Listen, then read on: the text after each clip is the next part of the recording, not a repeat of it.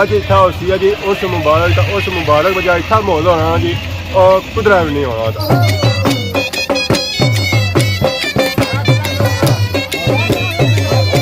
लंगर का इंतजाम भी था मौजूद है जी। गोश्त है अच्छा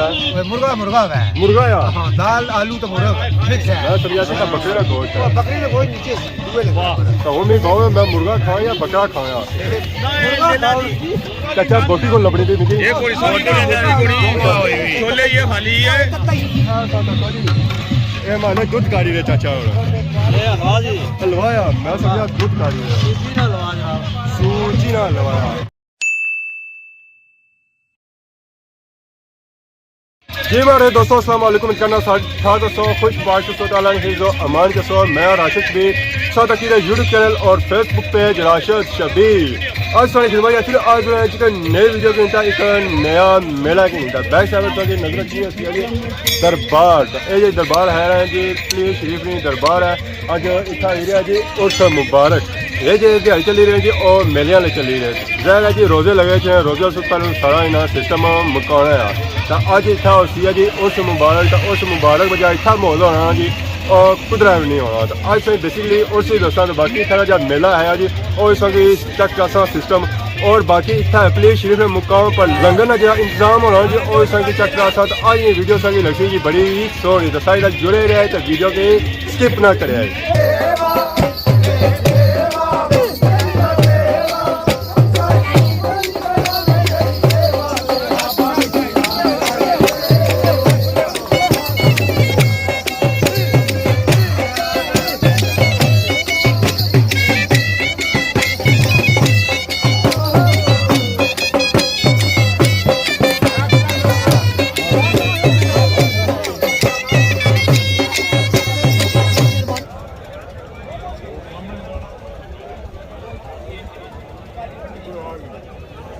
मेरे नबी का कलमा पढ़ने वाले ला इलाहा इल्लल्लाह मुहम्मद रसूलुल्लाह हाज़िरीन और ज़ायरीन के साथ ताल्लुक़ रखने वाले जितने जिस्मानी नीयत से दरेजत फरमा कर कब्र में तशरीफ़ फरमा सबकी बख्शिश फरमा आमीन। पाक परवरदिगार आलम खुसूसन बिलखुसूस जिस दरबार आलिया के है अल्लाह तेरा जिक्र नसीब हुआ तेरे महबूब का जिक्र नसीब हुआ अल्लाह इस दरबार आलिया के अंदर हदियतन तोहफतन या अल्लाह सरकार शाह सरकार की बारगाह में हज़रत साईं गुलाम अहमद सरकार की बारगाह में या वसल्लल्लाहु तआला अला हबीब खैर खल्क़िही व नूर अर्शिही व ज़ीनत फर्शिही व अला आलिही व अस्हाबिही व ज़ुर्रिय्यतिही व आले बैतिही अजमाईन। अल्लाहु अकबर ला इलाहा इल्लल्लाह वल्लाहु अकबर व लिल्लाहिल हम्द बिरहमतिका या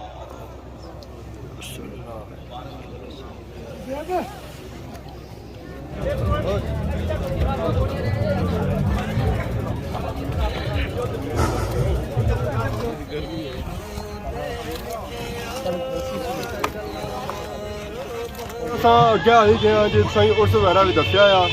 हो ऐसा तो है लंगर का इंतजाम भी था मौजूद है जी। गोश्त है अच्छा कैसा चाचा है गोश्त मुर्गा है मुर्गा या दाल आलू तो मुर्गा मिक्स है। मैं समझा था बकरे का गोश्त है। बकरी ने कोई नीचे अच्छा दुबे लंगर है लंगर बक तो हम भी कहो मैं मुर्गा खाऊं या बकरा खाऊं।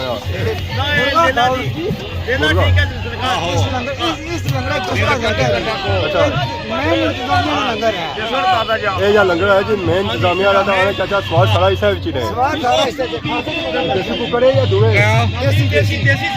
देसी कुकर है हाँ जी। चाचा बोटी को लबड़ी दी मिली ये कोई छोले ये खाली है देसी छोले बाकी जो बोटियां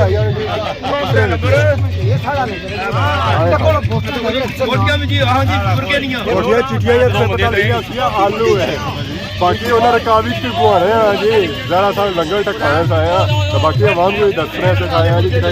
इंतजाम होने हैं लंगर वाले और कैसे होने बाकी मंडे पहले बनवाई कि ना फिर ज़्यादा खाना होता है कि सालना नहीं मैं काबी तो बनवाई है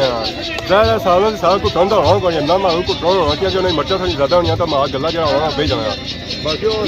चाचा और चाचे को दूसरा तो चाचों की रिक्वेस्ट करता है कि ऐसा कि कोई 2 मंडे बनाए जो। अस्सलाम वालेकुम चाचा। वालेकुम सलाम जी। क्या हाल ठीक हो? जी ठीक हो। मर चाचा क्या नया ना ना अतलस फौरन क्या जगह तू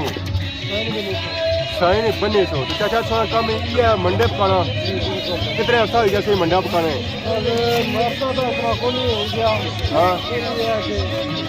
ठीक तो मैं अपना रोजगार करी चली ठीक है यार बाकी चाचा अच्छी तरह स्वाद डाल ही रहा मंडिया में अगर अल्लाह खैर करे 9.5 मन आता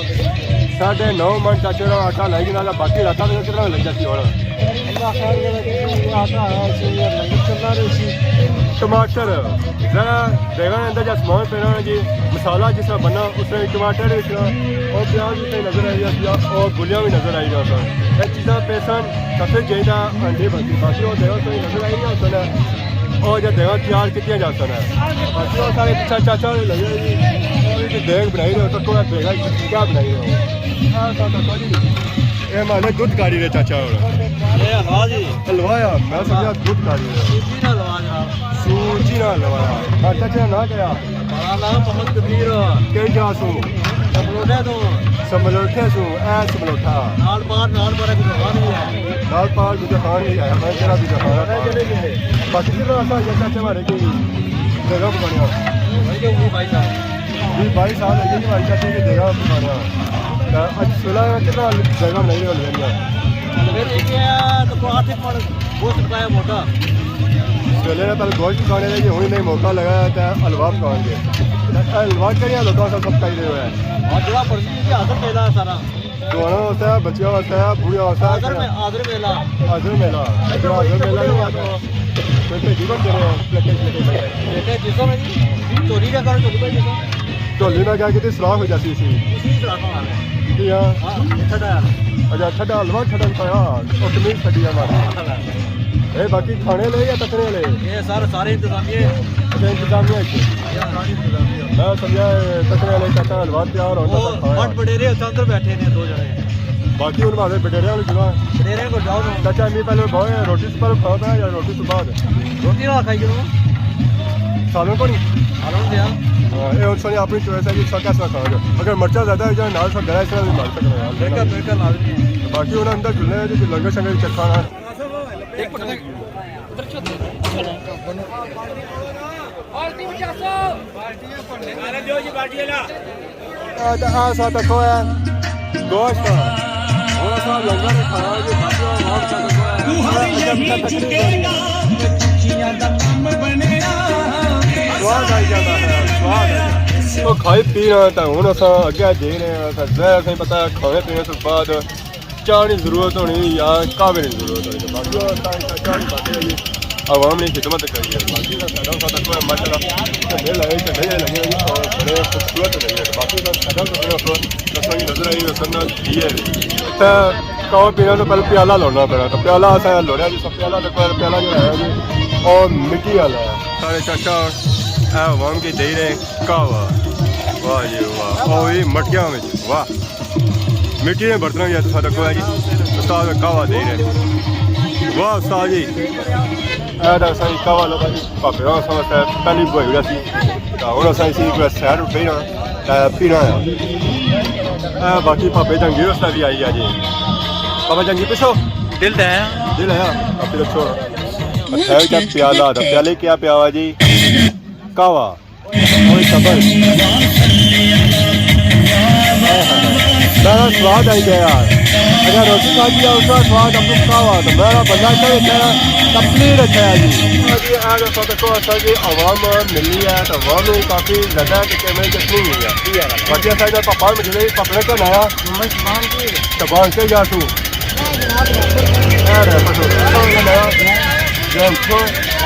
सारे रखना नहीं है पापा रखो सदाम तो बाकी क्या है मिले सर सही खाने पर खाने तो पूछा ही नहीं ना खाने तो खत्म हो गया बाकी तो खाई लेता उसमें बाकी भाड़े के सारे थे ना बाकी उन्हें मिली लगी बहुत अच्छा लगा बाकी का मेरी मुलाकात हुई है इन्हें पापा हुई भी है भाई इन्हें जरिए बस ही पहली बारी हुई है अच्छा लगा ना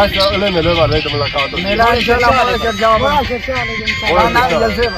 इंशाल्लाह तो जी मैं कहता हूँ बाकी वो वाले अफ्तार है जी अवतार नहीं दिखा कितने दो जाने रहे